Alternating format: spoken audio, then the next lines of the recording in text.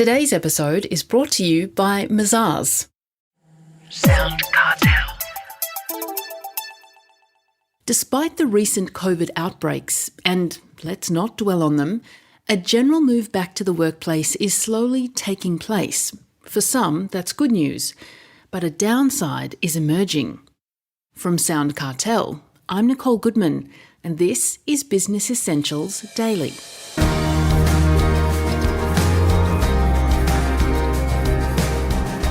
According to psychologist Rhonda Andrews of Barrington Centre, there's been a noticeable change in the way employees are accepting the return to the workplace. They're not so compliant, we'll hear. So bosses beware if you value their ongoing commitment to your business. And to add to the problem, there's a spike in complaints about bullying and harassment.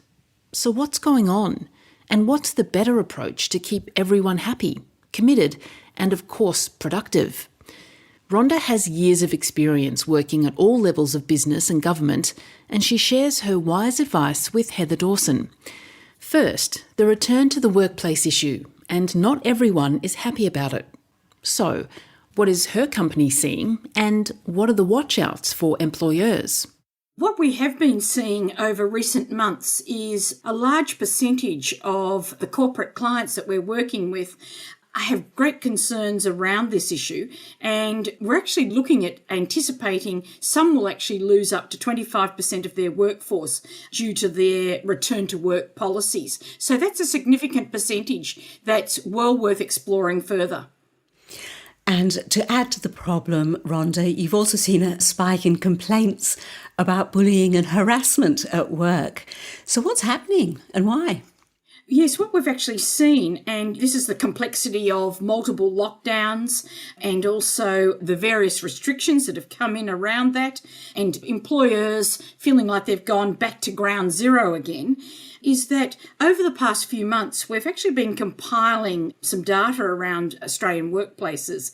And what we're seeing is a significant increase in both formal and informal complaints of alleged bullying and harassment. And what's fascinating when we've unpacked that a little bit further, we're actually seeing a correlation between fatigue and exhaustion and these bullying complaints. And I think if I look back and see, okay, what's the context of all of this? We've seen in 2021 where people have re-entered the workplace. They haven't been refreshed as normal. They're still carrying family load and still a great deal of uncertainty. And so from there, that leads to heightened sensitivity in the workplace, particularly around relations and team dynamics. And this heightened sensitivity means that at some level people are reorienting again to their workplace relations. So that leads to potential misinterpretation, a lack of communication, and then misunderstanding. And that results in complaints of not actually understanding the intent of what was said or the intent of the action. And so that's where we've seen the spike. Are we forming some kind of psychological barrier to a return to the workplace, do you think? I think that's a really interesting question and a very valid one at the moment where we've gone into a series of more lockdowns. And I think we can say we see a 3-tier fallout from COVID. If I put it in the tiers, the first for me has been about the virus and the restrictions that we've got from that as a result. Then we've had a second tier, which is the consequence of the government restrictions, which we've seen on our physical, social and workplace. And then now, as you're exactly saying, we've now got the third tier, which is the psychological barriers, which are highlighting the urgent need to really give confidence back to people. And this, of course, is battered when businesses need to keep on going back into lockdown and they have the unpredictability that's still occurring. But look, some employers will argue that they've got businesses to run and those businesses work most efficiently when everybody's back in the office. And so, that's the way it is. Get back in here. What would you say to those employers? I think it's important to recognise that employers have been to hell and back since 2020 and it continues. And so it's understandable that employers are frustrated and are really impatient, genuinely impatient about getting business back on track and feeling back in control of expenses, pipeline of work, and staff stability. But I think the important thing right now, we've really got to concentrate on staff retention to reinforce stability. So my message is to listen to the staff and agree on solutions that create a win-win.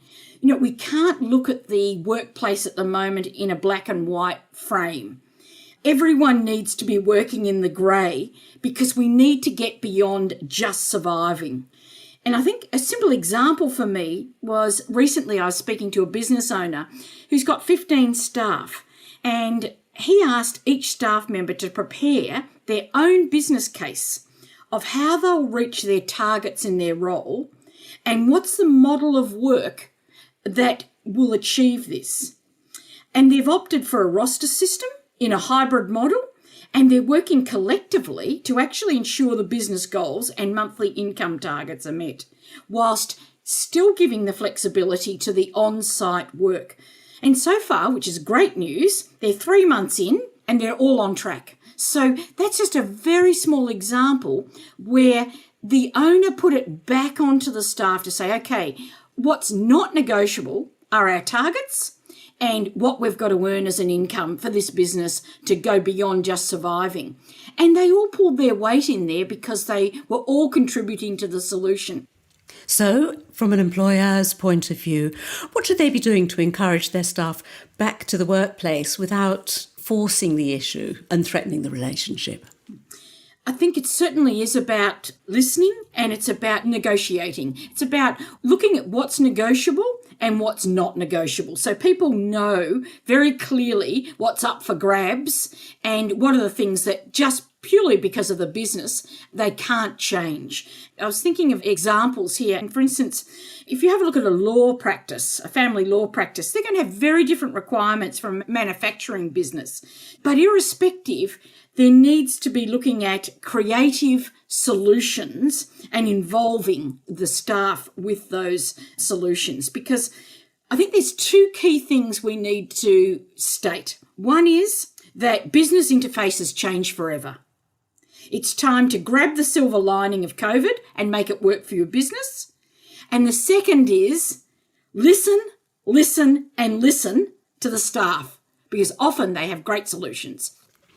Final question then for the staff, the managers, listening to you now, who may themselves be conflicted about returning to the office. What should they be considering? I think the key thing is to be honest about their own challenges, because they're humans too. You know, they've got families, they've got friends, they've got personal challenges. If they're showing their human side and then showing and modelling that they've come out the other side of being able to work out solutions, get compromise, get some win-wins in family or whatever, that is a real encouragement for everyone else. And so you stop that us versus them, basically in this COVID crisis, and it's a long-term crisis, we're all in it together. And I think if people feel that they can let down their guard a little and be able to say, well, gee, I've actually had to deal with similar things, then there's optimism. There's a sense of we can actually find solutions. And I think that's the part I'd really encourage managers to share and say. That was Barrington Centre Managing Director and Senior Psychologist, Rhonda Andrews.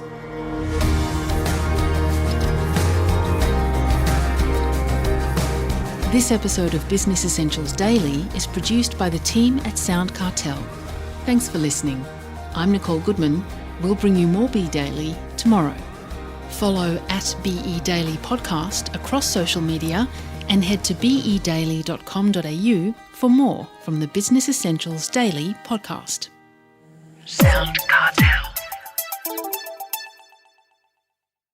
This episode was brought to you by Mazars. To find out more, visit mazars.com.au. That's mazars.com.au.